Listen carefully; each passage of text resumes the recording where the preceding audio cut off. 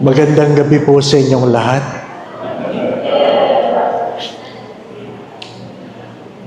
Let us begin our evening in the name of the Father, the Son, and the Holy Spirit. Amen. God, our loving Father, we ask for the grace to engulf us, the grace to see what we ought to see, to hear what we ought to hear, that we might do what we ought to do. In Jesus' name we pray. Hail Mary, full of grace, the Lord is with you. Blessed are you among women, and blessed is the fruit of thy womb, Jesus.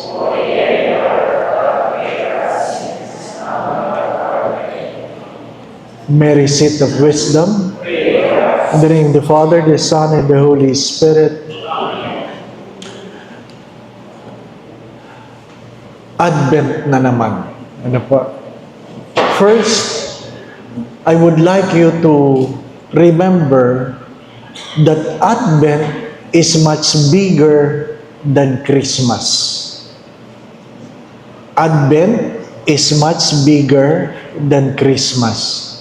Christmas is just a moment in Advent. Even though we do this Advent recollection before Christmas. What is Advent? Advent says, an active waiting for someone. Or John the Baptist would say, it is a way of preparing for someone who will come. Saint Bernard of Clairvaux defined Advent in this way. Advent is about the three comings of Christ. The three comings of Christ. The first coming, when He was born. The second coming, the day of His glory, when you see the Son of Man coming down from the sky. And the third coming is the coming in between the first and the second. The first coming was the first Christmas. Wala tayo doon. Ang alam lang natin ay kwento tungkol doon. Anong meron sa second coming? Hindi natin alam. Sigurado akong wala ako doon. Ano po? Neither the angels nor the Son of God know when it will happen. Only the Father would know when is the second coming. But the third coming is more important. The coming in between. The coming of God in our lives at this very moment in our lives. God has been coming to us. And I would like to stress on the point that if we don't or we lack the awareness that God comes in a very ordinary way, we might be missing God in a very important moments in our lives. God comes today. He has been coming to you. Have you recognized Him? He will come again before you die. God comes in a day of joy. He will come in a day of desperation. Saint Ignatius of Loyola would say, you must recognize God in moments of consolation and moments of desolation. Hindi porke meron kang problema, wala ang Diyos.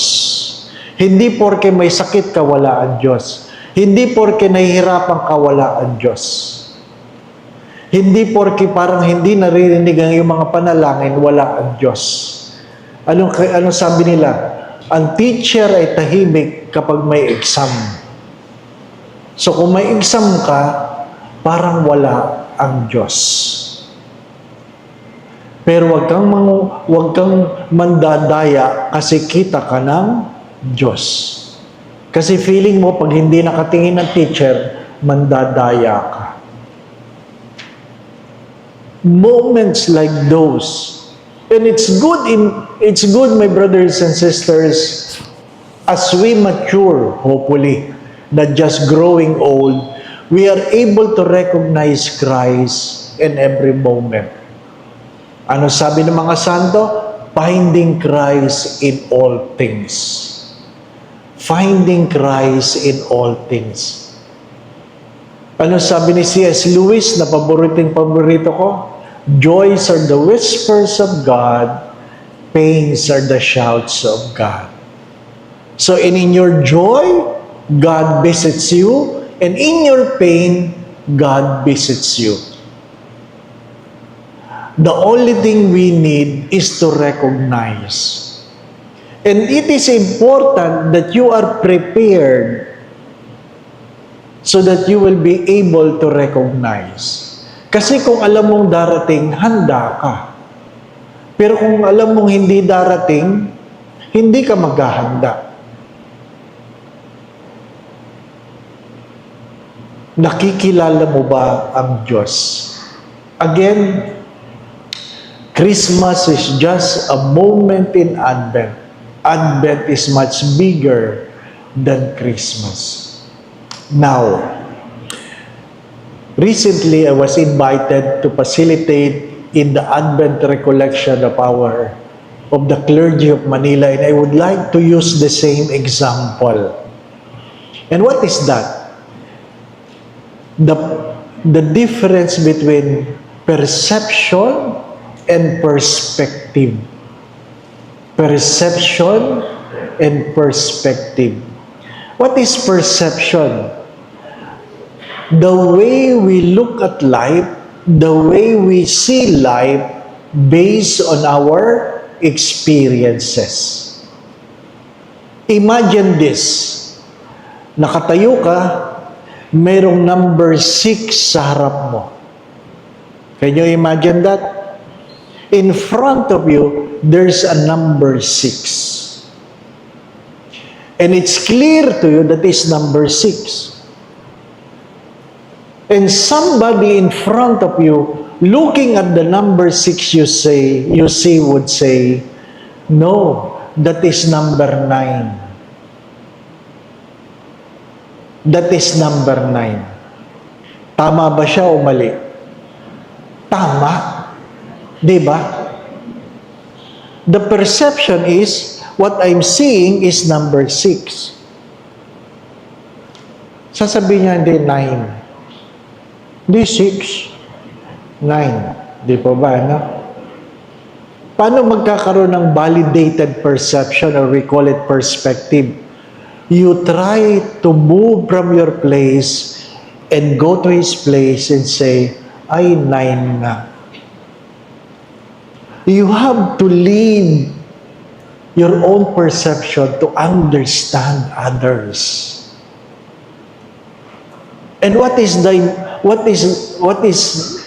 invitation? That you will be able to invite the person to come to your place so that he will understand that what the 9 is seeing is also number 6 in other perspective. There's a big difference between perceptions and perspective. We look at life according to our own perspective. Our own perceptions, I mean. Lumalaki tayo. Halimbawa ako, talagang hindi na mabura. Anong hindi na mabura? Yung unang kain ko ng kare-kare. Tumanda na lang ako. Ano po? Ang unang kain ko ng kare-kare, mapait. Sunog ang mani. Ano po? Sunog ang mani. Kaya pag kare-kare ang pinag-uusapan, ang aking perception ay mapait yan. Mapait. Ha? Pero lahat kayo, masarap ang kare-kare. Di ba ba, anak? Kaya pag sinabing, Father, gusto ba maghanda tayo ng kare-kare? Ha? Kasi pangit ang aking perception. Ano yung mga karanasan ninyo habang kayo ay tumatanda na hanggang ngayon hindi pa kayo nakakaalis? Naintindihan ko na hindi mapait ang kare-kare. Pero, hindi na nawala yung ay hindi masarap. Di ba, ano? Kanya-kanya yun. Masisisi nyo ba ako? Hindi. Kasi kung parehas tayong kumain tayo ng kare-karing mapait, hindi masarap yan. Di ba ba, ano? Kanya-kanya. Kanya-kanya. Ang patatim ng iba ay matamis. Ang patatim ng iba ay maalat. Depende kung sino ang nagluto. Di po ba? Yung iba nga hindi nakakakita ng patatim eh. Di po ba? So walang dapat pag-usapan. Ha? Ano yung patatim? Wala. Huwag mo nang ano eh. Di ba? My dear friends, my brothers and sisters, we end up judging others because we tend to look at them based on our perception. Bakit ang mga anak lately hindi nakikinig sa mga magulang?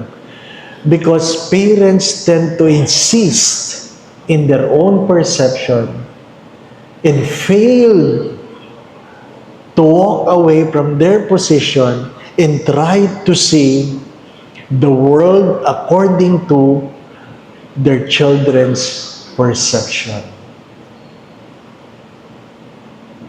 Alam niyo naman yung synodality, di po ba, no? Nakakasawa na, di po ba, no? Doon sa ibang nakakaalam. Pero hindi nakakaalam, ano yun? So wala kayong pagsasawaan, di po ba, no? Ha? Inviting people to walk with us. Ang sabi ko doon, you cannot force people to walk with the church if you have failed to be in their position. What is the reason why they cannot walk with you? Anong kinaiinisan ko? Well, frustration na lang. Huwag na lang inis. Ano po? Frustration. During the pandemic, every month, namimigay ka na 5 kilong bigas. During pandemic. Ano po? We tried to give as much as possible 5 kilos of rice to 500 poor families around our parish. Alam mo naman kung magkano 1 kilo ng bigas. Di po ba? Pero, bakit itong eleksyon, naniwala sila na ang bigas bababa sa 25 pesos? Naintindihan nyo? Pinipilit ko yung intindihin. Ano ang hindi ko nakikita na nakikita nila? Naintindihan po ninyo? Meron silang nakikita na hindi ko nakikita. Kaya, ako yung naproprostrate. Di po ba? Ano? Ako yung naproprostrate. Oh, ito na may lumabas sa dyaryo. Hindi naman ito chismis. Yung nagrarally ngayon sa EDSA Shrine. Nakuha po niya? Nagrarally sa EDSA Shrine. Ha? Ginagawa mong tambako. Ano yun? Tambayan yung simbahan kasi aircon. Ha? Hindi lang yun. Ang dumi. Ang dumi. Ha? Bakit kaya hindi sila doon sa Robinson magtambay, no? Ha? At ano sabi? Itong malungkot. Umaasa sila ng 500 pesos per night. 500 pesos.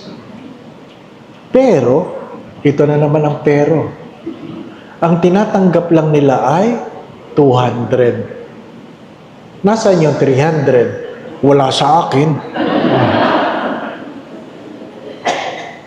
Ano ibig ko sabihin? May mga taong mahirap na nagtatanong, saan tayo kakain? Di ba? Ang tanong ng mahirap ay, saan tayo kakain? Saan tayo kukuha ng pagkain? Anong tanong mayayaman? Ganon din, saan tayo kakain? Yung mayamang mayaman, ano siya nasabi? Kakain na naman. Walang ginawa kundi kumain, hindi ba ba? Yung walang makain, ang tanong ay, saan kukuha ng makakain? Yung mayaman, saan tayo kakain? Yung mayamang mayaman, kakain na naman. Naintindihan po ninyo? Ang pananaw ay ayon sa karanasan. Kaya sa ayaw at sa gusto natin, ang Pasko ay mayroong kanya-kanyang pananaw. Pag bata ka, ang Pasko ay pagkakataon na makatanggap ng regalo. Di po ba? No? Naranasan niyo yun. Pag Pasko, pagkakataon itong makatanggap ng regalo. Ang Pasko sa matatanda ay ano? Ha? Magtago. Sa mga namamasko. Di ba? Ano? Pero, ang matatanda, hindi na naghahanap ng regalo. Ang matatanda, hindi na naghahanap ng regalo. Yung mga may sakit, hindi na naghahanap ng regalo. Anong hinahanap ng matatanda? Bisita, dalaw. Hindi importante sa kanila ang regalo. Ang importante sa kanila ay ano? Kumusta? Halik, yapos, tabihan mo. As we grow old, we begin to realize that Christmas is never about things. It is never about things. Naintindihan natin yung mga bata. Bakit? Dumaan tayo doon eh. Di po ba? Tinatanong ko yung mga bata pagkatapos ng Pasko, ano, kumusta kayo? Ano sagot ng mga bata? Mahina, Father, mahina. Parang negosyo, no? Mahina. Sa Greenbelt, wala kaming ganun eh. Walang nagpapalimos. Walang nanghihingi. Meron din, kaya lang hindi mo halata, no? Kasi nakapostura eh. Oo, nakapostura. May hawak pa ng susi ng kotse. Oh, pasensya na po kayo. Naubusan lang ako ng gasolina. Wala lang akong pera. Baka meron ho kayong konti dyan. Pangbili lang po ng gasolina. Sa parking yan ng Greenbelt. O, sa parking. Nasaan po ang sasakyan nyo? Nandun po sa kabila eh. Saan ho? Doon po. Gusto ka sanang, sige, puntahan natin. Ano? Alam mong naghahanap ng ano. Di ba, ano? O, binigyan mo na lang. Bigyan mo na lang. Tapos nung pagsakay ko sa sakyan ko, alam ko, naloko ako eh. Diba? Kasi pagkakataon din ng Pasko para manloko. Kaya mag-iingat kayo. Ano sabi ni Bishop Sok? Okay lang yan. Paminsan-minsan magpaloko ka. Huwag mo lang aaraw-arawin. This is how people look at Christmas. There's a difference perception compared to perspective. And whether you like it or not, if we fail to move from where we stand, we end up judging others. Ano po ang aking encouragement? Ang aking encouragement this Advent, first, don't lose hope. Don't lose hope. Huwag kang mawawalan ng pag-asa. Ikalawa, if you can be a source of hope, so be it. So be it. Hindi naman kailangan magpaloko. Nakuha po ninyo? Hindi naman kailangan magpaloko. Pero, hari nawa, ang ating mga kalooban ay bukas,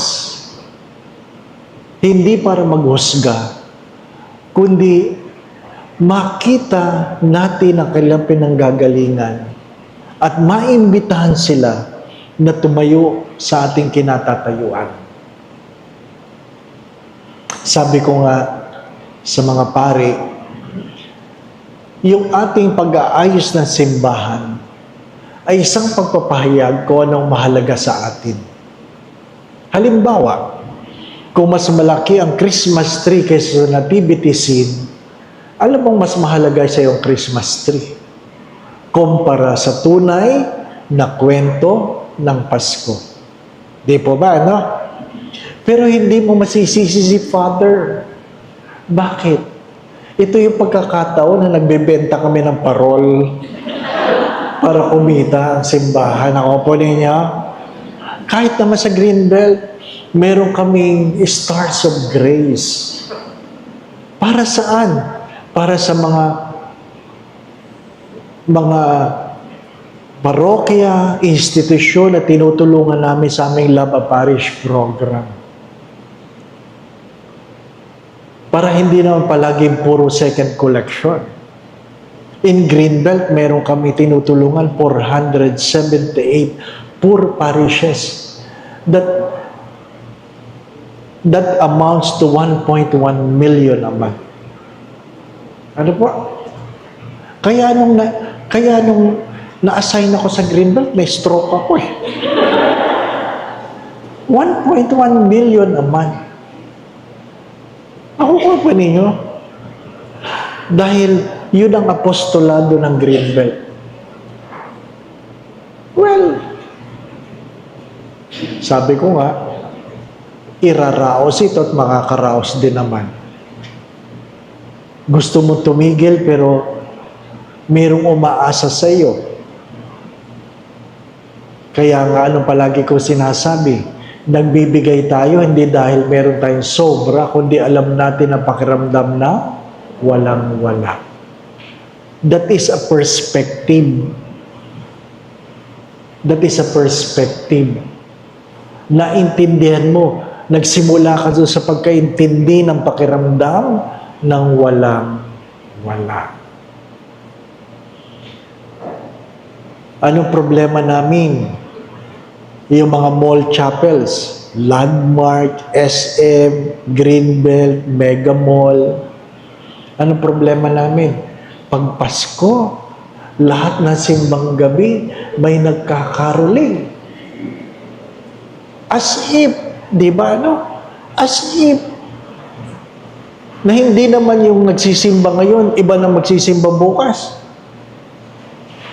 Kawawa naman yung nagsisimba, di ba no? At hindi rin naman lahat ng kumakanta maayos, sorry for the words, di ba ba? Kaya nga ang tawag doon, Pasko eh, di ba? Bigyan mo na lang, di ba? Bigyan mo na lang. Yun ang katotohanan. That is how people look at Christmas. Now, in your own family, in your own setting, I would like you to try to look through the eyes, if you have a driver, kasambahay, old people, try to invite yourself by trying to see Christmas according to their own perceptions. that will make Christmas more meaningful. Patawarin niyo ako. Ang hirap kumain. Ang hirap kumain. Halimbawa, kumakain ka sa restaurant. Makakakita ka ng isang pamilyang ang saya-sayang kumakain. Pero meron silang katulong na nasa kabilang table na hindi kumakain. Ang hirap tingnan. Naintindihan ba nila ang pakiramdam ng katulong na nakatingin lang na ganyan na hindi kumakain? Hindi ko alam. Hindi ko alam. Pero kung naintindihan nila ang pakiramdam, I think they would invite or they should not bring their katulong on those kinds of occasion. Kung hindi mo rin lang pakakainin, huwag mo na lang isama. Di po ba? Kasi nagmumukhang kawawa. Nagmumukhang kawawa ang isang tao na sabi nga, kasama mo naman, pero hindi kasama sa saya, no? Si Father John, minsan siya namimili ng mga pagkain namin sa seminaryo. Namimili. At alam niyo naman, pag namimili, hindi naman yan magbibihis. Ano po? Mukhang gusgusin yan. Pag kami sorry for the words. Ano po? Ay, gutom na gutom si Father John. Gutom na gutom. Pumasok sa restaurant, dala-dala yung mga plastic. Ano po? Sabi niya sa waiter, hindi siya pinapansin. Hindi pinapansin. Ano? Later on, sabi niya, hoy, order ako. Sabi niya, akala namin katulong kayo dito sa kabilang table.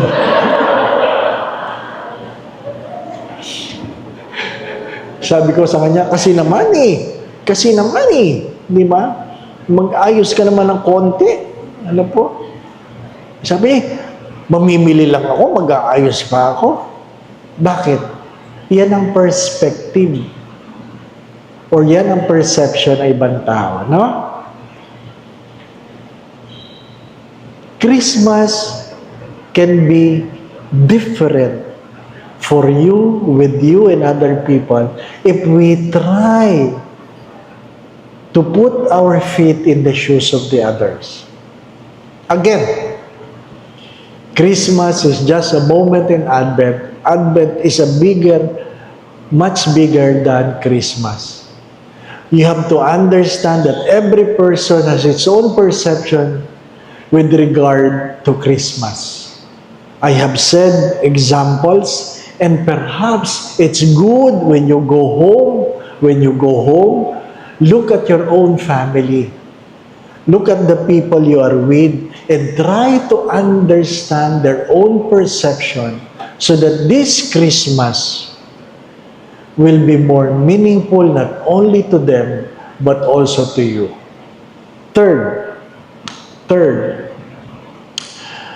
do not forget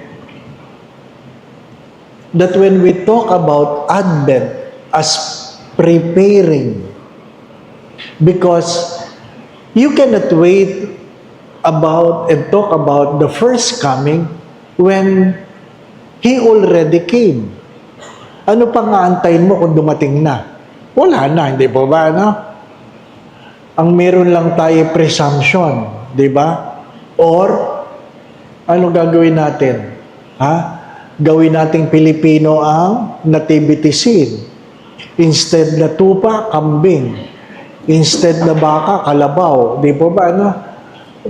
Pwede mong baguhin. Ano po? Medyo Pilipiniana si Maria. Medyo nakabarong si San Jose. Di ba? Whatever. But please keep this in mind. That when Christ came, the first important values that God tries to insinuate to us is the value of family. The value of family. Christmas is never about Christmas light. It is not about Christmas song. It is not about Noche Buena. Because the first Christmas, wala namang ilaw. Wala namang handaan. At walang Christmas song. Anong meron lang? Ang mag-anak. We go back and we value again what Christ wants us to value in the very beginning. That's why lately I have been sharing this. Go home when you can. Go home when you can. Because someday you will never be able to go home. Or you will not be able to go home. Bakit? Malilipat ba ang bahay nyo? Hindi. Hindi. We go home to people, not to place. A house is not a home. So when you go home with people, for people. Someday the people you go home for will not be there anymore. So when you go home, go home. Go home.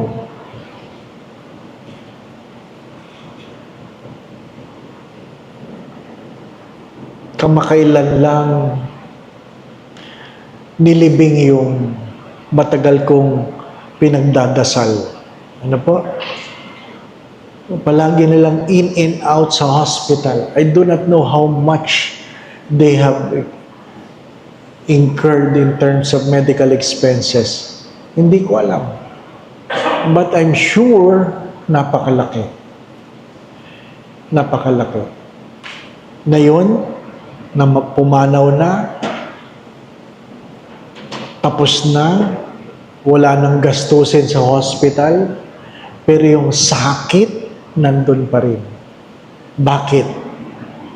Katulad ng palagi ko sinasabi, hindi ang wake ang palungkot na bahagi ng namatayan. Hindi yung lamay ang pinakamalungkot na bahagi. Ano ang pinakamalungkot na bahagi? Yung unang Pasko. Pag ikaw ay namatayan, ang pinakamalungkot na pagkakataon ay ang unang Pasko. Nawala sila. Ikalawa, ang unang birthday, nawala sila.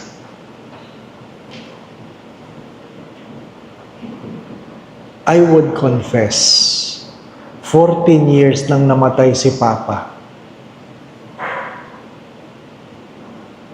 Hindi na nagbalik ang dating saya ng Pasko. Mas masarap ang kinakain namin ngayon, kahit bawal sa atin eh. Ano po? Mas maraming Christmas light, mas magandang Christmas decor, mas malakas ang music tungkol sa Christmas song. But it was never been the same as before. Why? Because Christmas is all about relationship. Don't take people for granted. Things will be recovered. Money can be recovered. But the moment you lose somebody, it will affect everything in your life. Kaya mahalaga yun.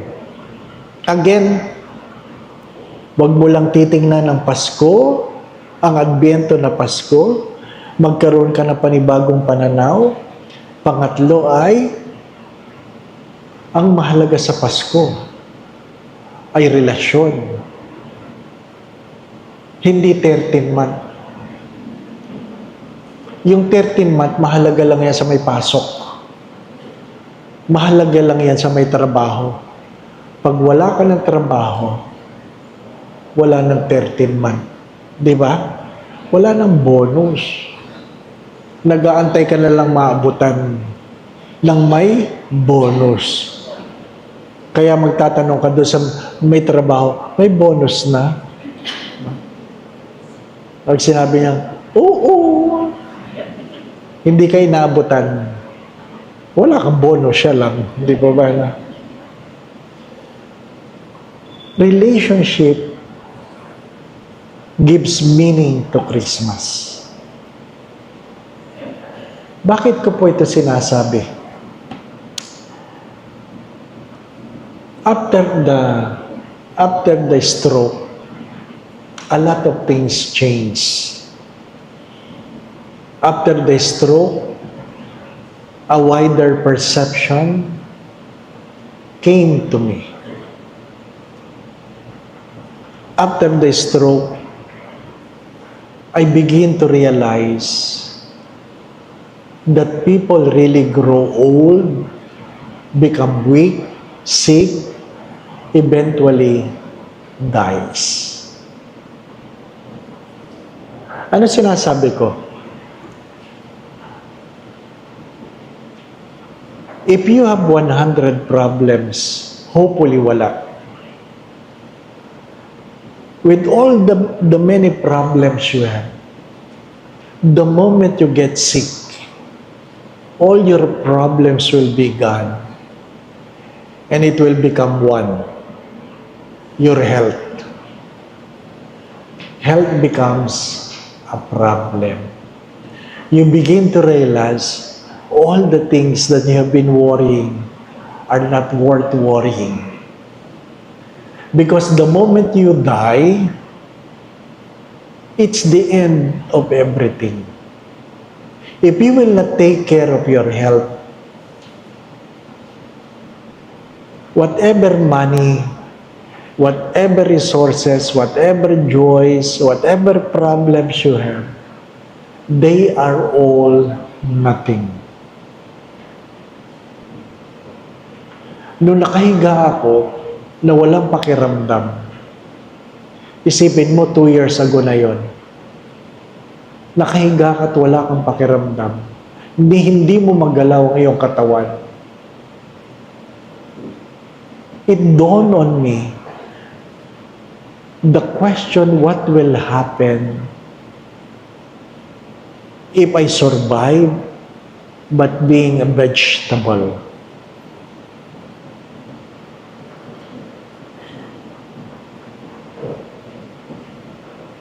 Ang hirap.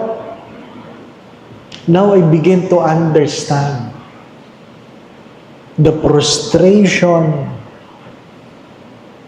of people who are sick, who cannot walk, who cannot move, who cannot eat. Why? Because I've been there. Hindi mo kailangang ma-stroke para maintindihan mo ibang tao.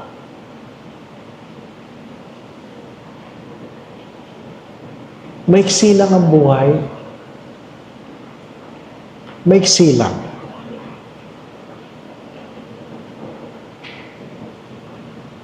And we take things for granted. We are so preoccupied by so many things.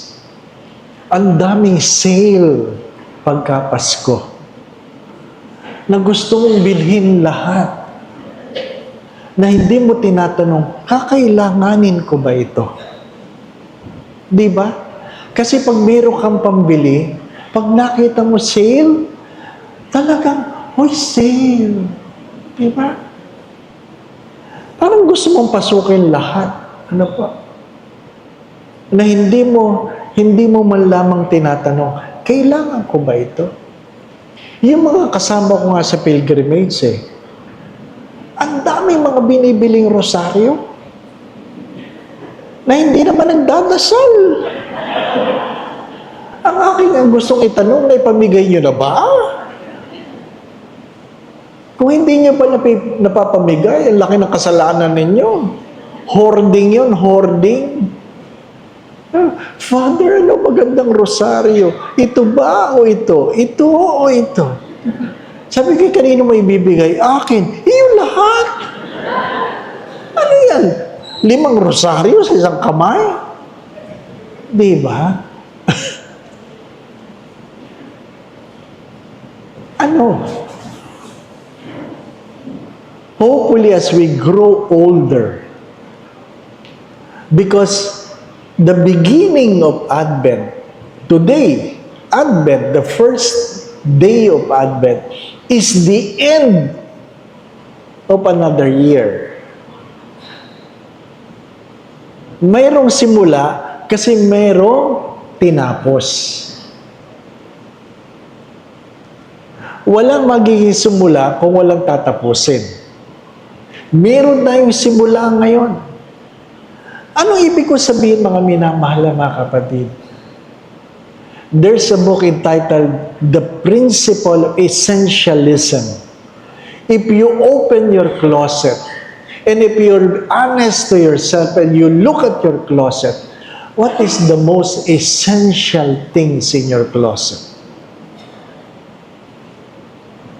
If you are able to live in the principle of essentialism, it says you will be able to live in freedom. If you're unable to let go of things because of what? Sentimental value, it means you are what? A slave of your own past. Let go. Let go.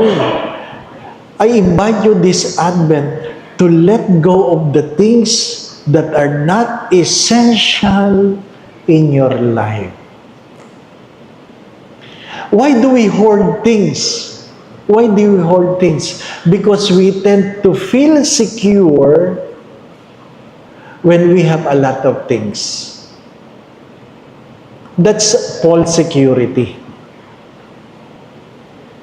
Nung kami po ay nag-aaral ng clinical pastoral education sa Philippine Heart Center, meron dong isang pasyente na ni-request niya na yung kanyang mga pera ipatong sa ibabaw ng kanyang kumot.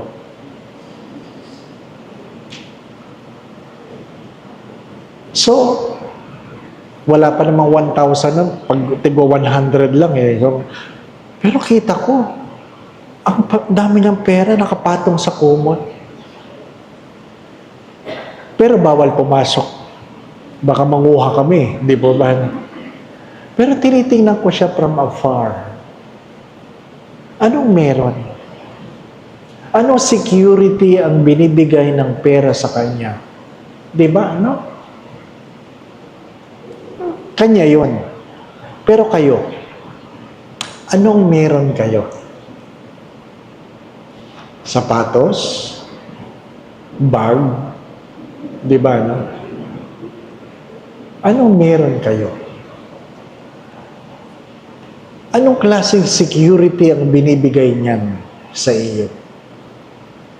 Di ba? This Advent, I'm inviting you to look into yourself. Kasi nagsimula tayo sa perception on how we see things.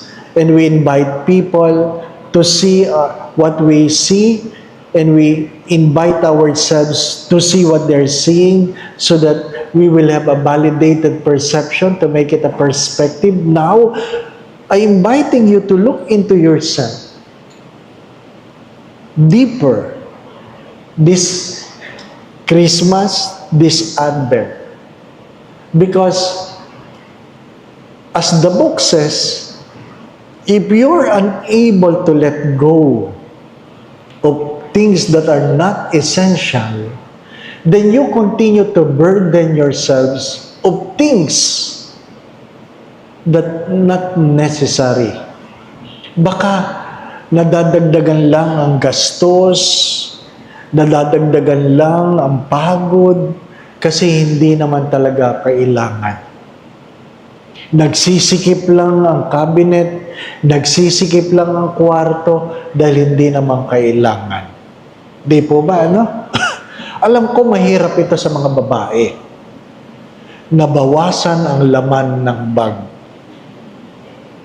Di ba, ano?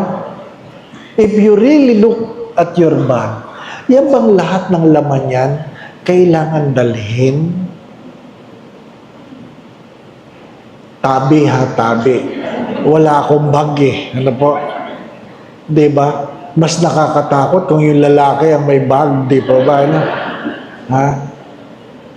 Pero kahit wallet lang ang dala, ang kapal-kapal ng lamang resibo. Hindi pera. Di po ba? Ano? Bakit nga ba? Bakit nga ba? Di ba? Ano? Nag-uusap ka ito, kwentuhang pare ito eh. Bakit nga ba ang dami mong resibo? Di ba? I-reimburse mo ba yan? Ha? Harap-harap o, tanggalan tayo ng laman ng ano. O di ba? Maganda rin laro yun. Yung, kailangan ba yan? O, tanggalan mo na yan. Yung pala, ang nipis ng wallet, wala naman palang halaga yung mga nakasoksok doon. Maganda rin laro yun. But you can only do it with people who tries to understand the world around him. Di ba? This Christmas can be more meaningful, but I have said before, there can only be something new in your life if you will try to do something you have not done before. Again, there can be something new in your life in this Advent if you will try to do something you have not done before. Because if we keep doing what we have been doing, then we will continue to get what we have been getting. We need something new. You cannot avoid growing old. It's part of life. You cannot avoid your hair getting white. It's part of life. Di ba?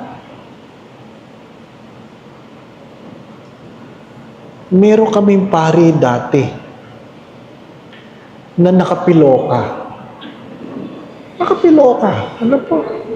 Kaya ayaw niya na tumatabi sa electric fan. Ano po? Oo, tanggapin mo. Nakapiloka. Di po ba? Tapos, pag kinatok mo siya sa kwarto, ang tagal magbukas. Siyempre, nahanapan niyo di ba?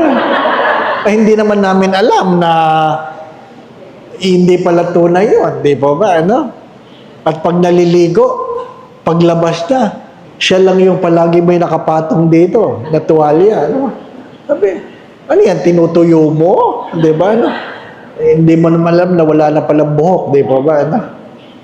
Pero, na-challenge siya ng formator. Magpakatotoo ka. Di ba? No? Kaya nung lumabas siya na wala siyang buhok, natulala kami. Di ba ba? Kami sorpresa. Wow! Di ba?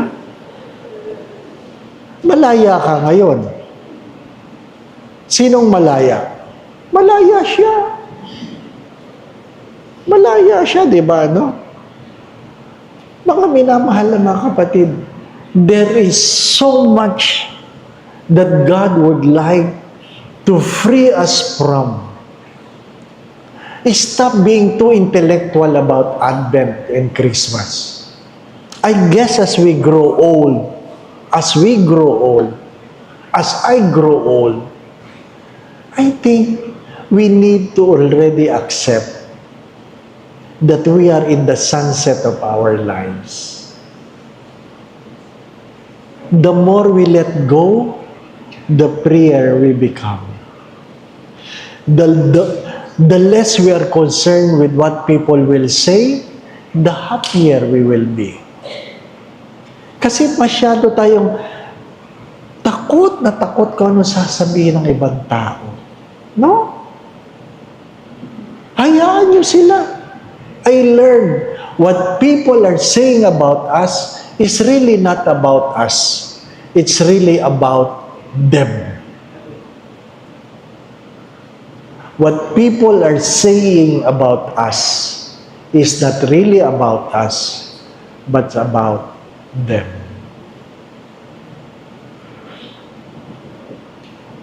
Advent, my brothers and sisters, as we begin this year, not January 1, this year is a time to unclutter ourselves, our lives, our thoughts, our priorities. Seek and understand what is more essential. Ano ba talagang mahalaga? Anong sabi ni Simon Sinek? You don't buy a car because you want to use fuel. You buy a car to reach a destiny. Fuel is just a consequence of having a car. If you spend on the fuel without reaching your destiny, there is something wrong in what you have bought. So, itanong po natin, inaanyayahan ko po kayo. Ano ang meron na gusto ng Diyos sa atin? You want to be happy? Choose to be happy. Don't give the people the power to make your life miserable. Don't give people the power to make your life miserable. Make a choice. When? Today.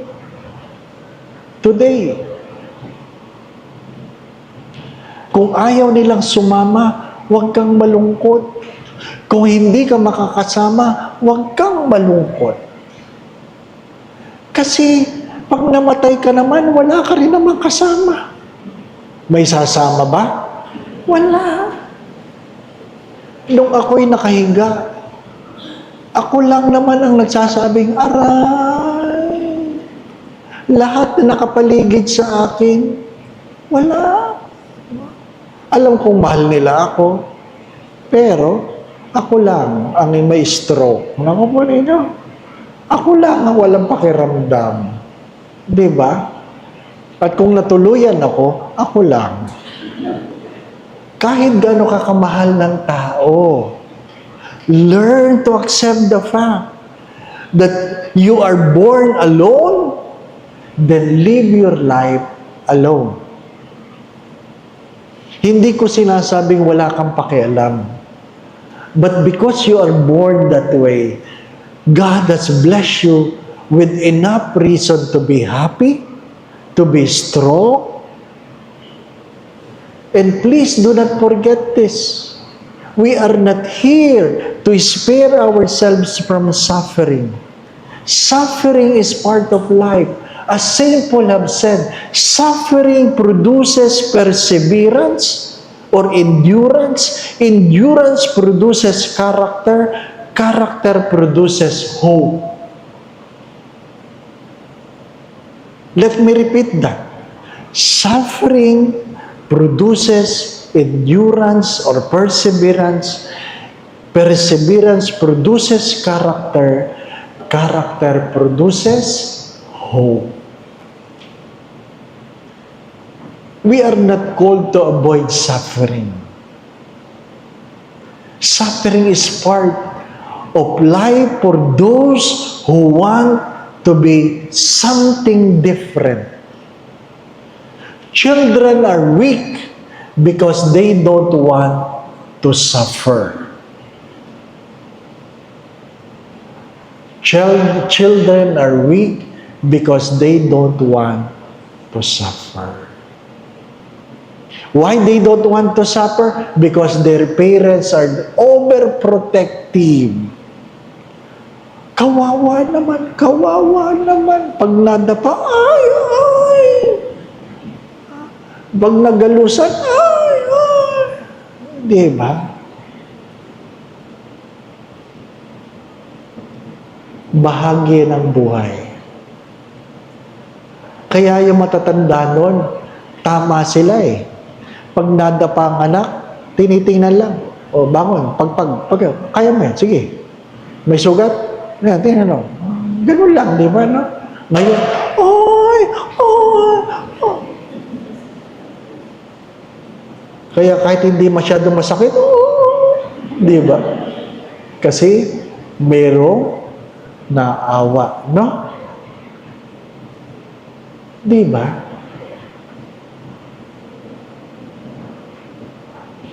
I would like to invite you in this Advent recollection to have a new perspective in the year ahead of you. Ano ibig ko sabihin? You want to be happy? Don't beg for love. If you want to be happy, don't beg for love. If you want to be happy, don't beg for appreciation. If you want to be happy, be happy. Be happy. Don't wait for people to tell you, uy, ang ganda mo. Oo, natutunan ko yan sa classmate ko. Pari ngayon. Pag pumapasok kami sa CR, ang una niya sinasabi sa harapan ng salamin, ang guwapo ko talaga. Kaya napapatigil kami. Oo nga, no? Diba? Ikaw lang ang nagsasabi niya. Ano sabi niya? I don't need you to tell me pogi ako. Di ba, ano? Bakit? Lahat ng kaaway mo ang magsasabi sa iyo, pangit ka. Pero lahat ng kaibigan mo magsasabi sa iyo, unique ka. Di ba, ano? Alam niyo ba yun? Hindi alam ng iba ang ibig sabihin ng unique. Umattend kami ng recollection. Nagsasalita si Bishop Bacani. Merong matanda sa harapan namin, nakatis sa buhok. Ha? Ang hirap nung nakaganon ka habang nakikinig. Ha? At sabi namin, kami mga seminarista, sabi, ang pangit ng buhok na ito. Bagang umaga. Pagkatapos ng talk ni Bishop, pinuntahan namin, kwento. Lumapit ang matanda. At sinabi niya, Bishop, I want you to tell me. Kasi may mga taong nagsasabing, pangit daw ang buhok ko. Ay kami yon. Nasa harapan kami ni Bishop. Pangit ang buhok ko. Pero Bishop, anong masasabi niyo? Ay, tinignan ko si Bishop. Kasi kung sasabihin niya maganda, sasabihin ko sinungaling kayo. Obispo pa man din kayo, sinungaling kayo. Pangit talaga. Kaya, sabi ni Bishop, your hair? It's unique. Kaya pag unique, pangit yun. Di ba? Yan ang gusto mo eh. Yan ang gusto mo eh. Dumating ka sa recollection na ganyan ang buhok mo. Hindi namin lubos maisip kung paano mo naitayo yan ng umagang-umaga, di ba? Naligo ka ba? Hindi ko alam. Hindi ganyan ang buhok namin. Nakuha po ninyo. Pero nakaharang ka sa mukha ng speaker. Di ba? Pero mas magaling si Bishop Bacani, no? Hindi niya sinabing pangit. With smile. Di po. Unique. Kailangan mo ba? Kailangan mo bang may affirmation? Di ba? Matatanda na tayo. What I'm trying to say in this Advent recollection, we are old enough. Hopefully, you have matured enough. Minsan, hindi ko maisip, hindi ko mapigilan ng aking sarili. Bakit? Paulit-ulit ko yan sinasabi kapag ako'y nagdadasal, kapag ako'y nakaharap sa salamin. Even though I ask God that I will reach 87 because I want to celebrate my golden anniversary at the age of 86. But life is only 70, 80 for those who are strong. My father passed away at 82. Diba? So, 62 ako. 62 na ako. Nakasurvive man ako na stroke. I cannot but look at myself in the mirror and says, parang 18 years na lang. Diba? We hope for the best, but we learn to expect the worst. Magagalit ba ako sa Diyos? Hindi. Hindi. Hindi. Ang kasayahan ko ay hindi nakasalalay sa haba ng aking edad. Ang kasayahan ko ngayon ay hindi nakasalalay kung aabot ako ng 50 sa aking pagkapari. Di ba? It's not bad to live long, but it's better to live well. It's not bad to live long, but it's better to live well. Di ba? Kahit na magkakapatid, nagkakaroon ng alitan, merong hindi pagkakasundo-sundo. But I guess in this point, in your life, my dear brothers and sisters, wala tayong bata-bata dito maliban kay Simon, First Communion. Ano po? Ha? I guess this Advent recollection tonight is an invitation to everybody to look at your life in a new perspective, not only in your own perception. Whether you like it or not, we are growing old, we are getting weak, we are getting slower. May mga nagme-message, Father, hindi ako makaka-attend. Wala akong driver. Darating tayo doon. Darating tayo doon. Pero sana bago yun dumating, mayroon kang tamang pagkaintindi kung ano ang meron ka at kung anong wala ka na. Diba? The stroke has taught me a lot that happiness don't depend on food. That happiness don't depend on food. Kasi talaga noon masarap talagang magkape na mayroong chocolate cake. Masarap talaga yun Hindi ko naman nakalimutan ang lasa nun. Tinitingnan ko na lang ang chocolate cake. At sinasabi ko sa sarili ko, nakatikim na ako niyan. Di ba? At kung magkakape ka, halos decaf na lang.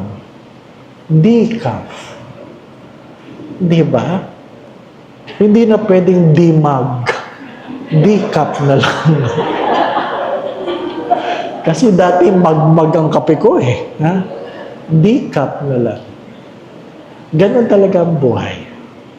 Kaya pag ikaw ay masakit, don't lose your hope and put your trust on your sickness. Lilipas yan.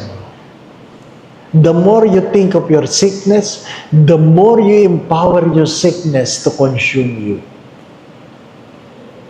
Let me repeat that. The more you think of your sickness, the more you empower your sickness to control you.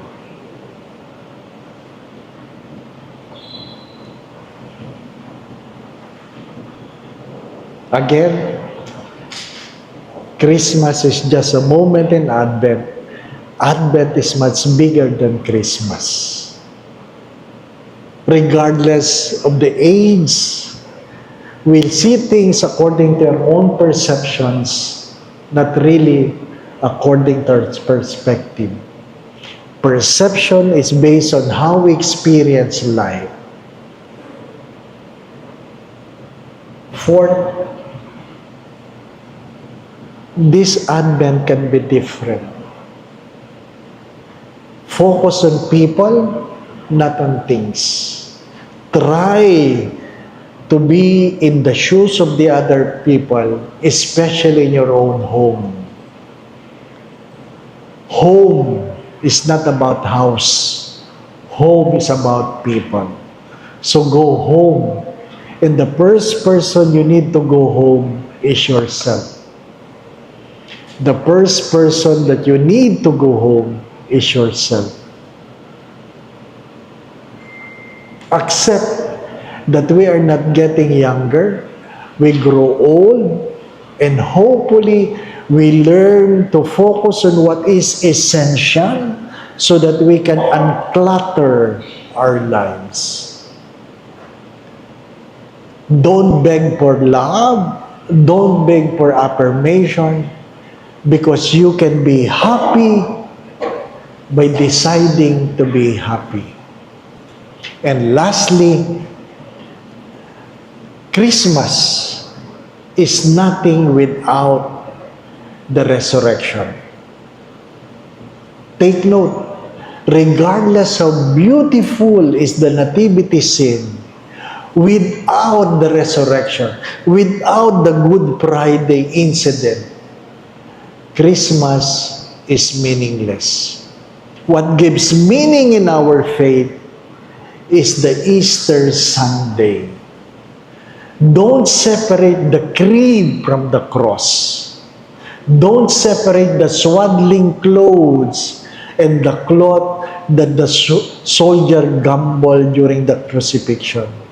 Do not separate the coldness of the night and the scourging heat on the day of crucifixion.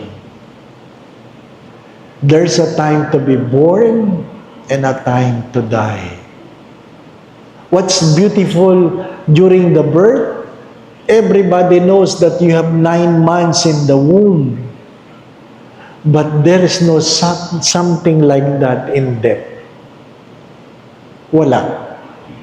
Alam mo, pag nasa sinapupunan, oy, 7 buwan na. Oy, 2 buwan na lang. Ay, 8 buwan, 1 buwan na lang. Siguradong lalabas siya ng 9. Pag lumabas siya ng 10, overstaying yan. Di po ba? Ano? 9 lang talaga yan. Pero ang kamatayan, walang ganon. Walang ganon. That's the irony of death. Nobody will say, oy, 9 months ka na lang. Diba? Wala. Because some people have said, prepared last night so that they can come tonight. But they were unable. Nobody knows. I hope you will go home happy. I want you to go home happy. Because we hope not on the things. We hope in the God who is the reason of our advent. Alam ko may kanya-kanya kayo mga pinagdadaanan sa buhay. Daanan nyo lang. Inuulit ko, kung ano man ang pinagdadaanan nyo sa buhay, daanan nyo lang. And allow God to walk with you. And allow God to surprise you. The more you allow God to surprise you, the more you will be surprised. Amen? Amen. Let us pray. Just be seated. Relax your body. Kindly close your eyes. Talk to God. Talk to God about yourself, about your worries, about your joys, about your plans. Talk to God. God is listening to people who talk to Him. Bring to God your concerns. If you are sick, tell God. God will tell you that sickness is part of life.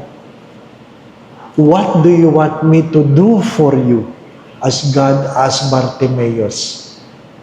And I would like you to answer the question, what do you want God to do for you? Let's spend a few moments of silence as you try to answer the question, what do you want God to do for you?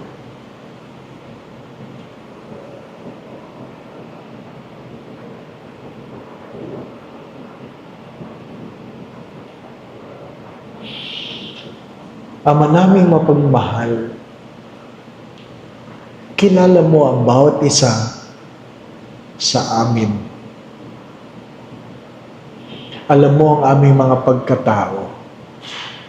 Nasaksihan mo ang aming mga buhay.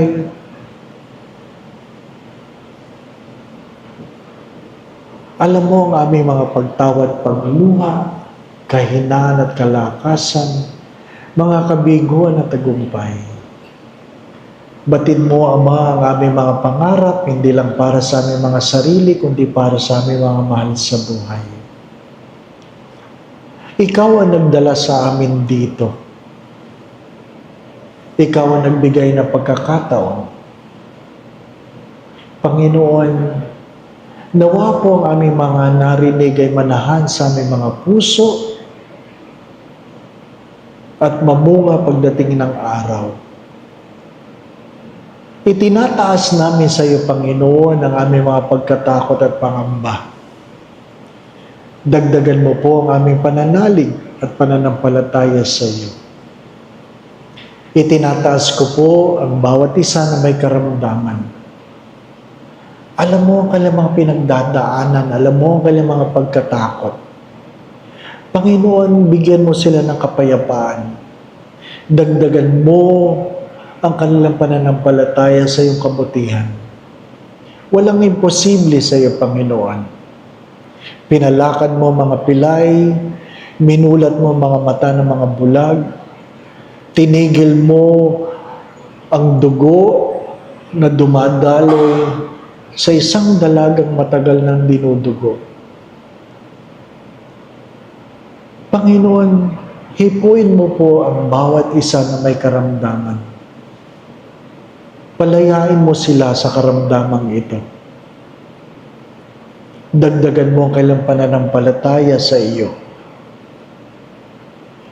Nawa po ang bawat isa ay patuloy mong ingatan, ilayo mo sa lahat ng uri ng kapahamakan. Patuloy mo kami pagkaluban ng kalakasan, kalusugan, at ilan sa amin ang mayroong edad, naging mahina, dala naming katandaan. Panginoon, samahan mo kami. Hawakan mo kami. Sa aming mga pagluha, naway punasan mo ang aming mga pisngi. Sa aming mga pagtawa, naway bahagi ka ng aming saya.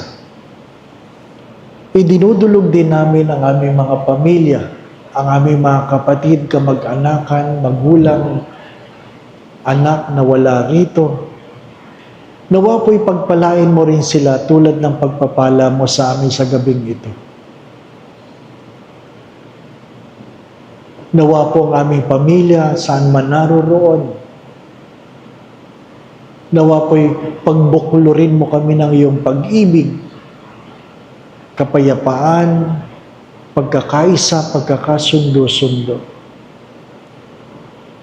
Panginoon, kung ano man ang kahirapan, kasalatan, ang dinanas namin sa nakalipas na taon, nananalig kami, Panginoon, na ang darating na taon ay taon na punong-puno ng kasaganahan mula sa iyo.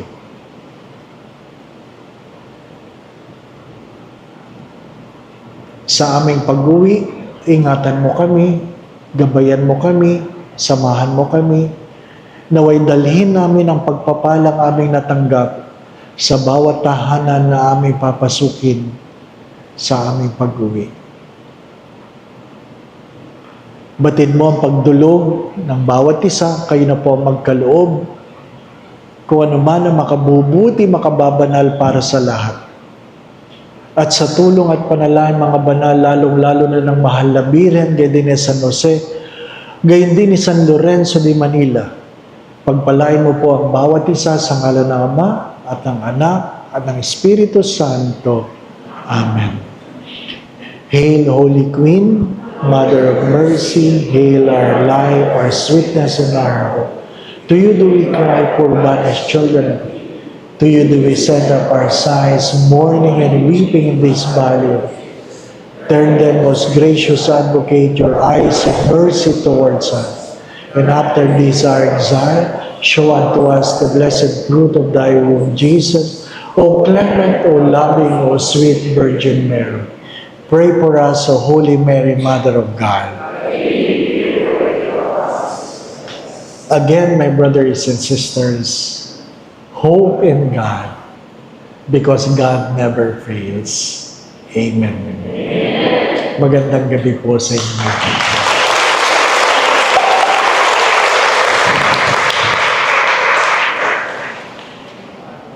Tapos na.